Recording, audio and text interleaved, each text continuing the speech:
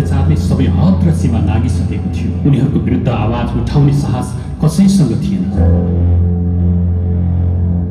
जनताको मनमा उनीहरूप्रति भय र सन्तास थियो। अन्जान जनताहरूलाई लाग्थ्यो साउल मुखियाहरू एक हिसाबले अजर र अमर हुन्। जबसम्म आकाशमा घाम र जुन रहन्छन् तबसम्म उनीहरूका अगाडि कसैले ठाडो शिर गर्न सक्दैन। तर इतिहास सधैँ एउटै ठाउँमा रोकिँदैन। समयसँगै चेतनाको नदी पनि क्रमशः अघि बढिरहन्छ। त्यही अँध्यारो समयको गर्भमा एउटा नयाँ विचार प्रभाव भइरहेको थियो। शोषण, विभेद र अन्यायको जन्जिरमा बाँधिएका गाउँ बस्ती, पाखा पखेराहरू बिस्तारै नयाँ चेतनाले सिंचित हुँदै थिए। लामो समयदेखि थिचोमिचो र अन्यायको जन्जिरमा बाँधिएको हर्केको गाउँमा पनि एक रात सोही हावा प्रवेश गर्यो।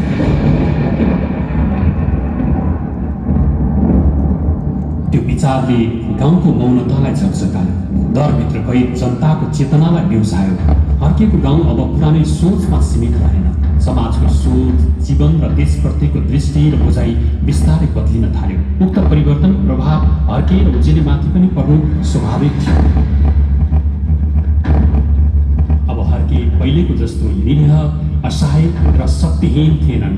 हर्केको चेतना नयाँ विचार र सोचले सुसज्जित हुन थाल्यो। देश, परिवेश, जीवन, दर्शन तथा विश्व राजनीतिमा हर्के विकसित हुँदै गए। पुरानो सोच चिन्तनको हर्केको अब समाप्त भइसकेको छ र जन्मिएको छ नयाँ विचार र चेत सहितको नयाँ हर्के। समयलाई प्रश्न गर्न सक्ने हर्के। सारा शोषित पीडितहरूको आशा र भरोसा अर्थात् सङ्घर्ष, विश्वास र चेतनाको प्रत्येक नयाँ हर्के।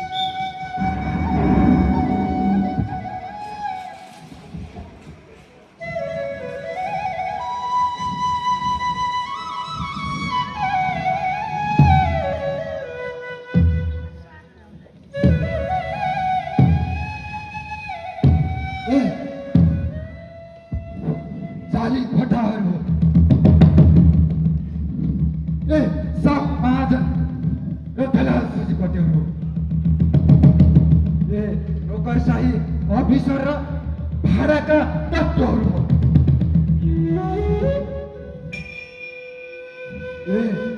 सामन्तवाद र साम्राज्यवादका दलालहरू हो। संसारभरिका बस्तीगिरेबारीहरू हो। अब हर्के जागिसक्यो, त्यसले उधुम मचाउनेछ। तिम्रो धर्म, तिम्रो संस्कृति, तिम्रो रीति, तिम्रो परम्परा, तिम्रो अन्याय, तिम्रो अत्याचार, तिम्रो कानुन, तिम्रो व्यवस्था, तिम्रो जाल झेल र भ्रष्टाचार, यी सब अन्त्य गरी हर्केले नयाँ समाजको जग बसाल्नेछ। हर्केको युद्धको घोषणा हो यो। शोषित पीडित जनताको इन्कलाबको हुङ्कार हो यो। युग युगदेखि चल्दै आएको वर्ग सङ्घर्षको सिलसिला हो यो। त्यसमा हर्के सामेल भएको छ। त्यसकारण ऊ अमर छ। जबसम्म ऊ त्यो धारामा बगिरहनेछ, ऊ अझै बनिरहनेछ। हर्केले जितोस् वा हर्केले हारोस्, तर अन्तिममा जित हर्केकै हुनेछ। हर्के मरोस् वा हर्के बाँचोस्, हर्केको युद्ध चलिरहनेछ। 1000 वर्षसम्म चलिरहनेछ। पनामाको खाडीमा, बङ्गालको भूमिमा अनि पेरिसको सहरमा चल्नेछ। कोशी, मेची र नारायणीका धारहरूमा, सेती, भेरी र महाकालीका लहरहरूमा, सगरमाथा र धौलागिरीका शिखर कि राप्ती र कर्णालीका जलप्रवाहहरूमा अर्कीको लडाईँ चलिरहनेछ। यो लडाई त्यो बेलासम्म चल्नेछ जुन बेलासम्म यो धरतीमा बनेको स्वर्ग र नर्कको भेद रहिरहेछ। जब धरती खाली धरती मात्र बन्नेछ। न त्योभन्दा बढी न त्योभन्दा कम त्यो दिन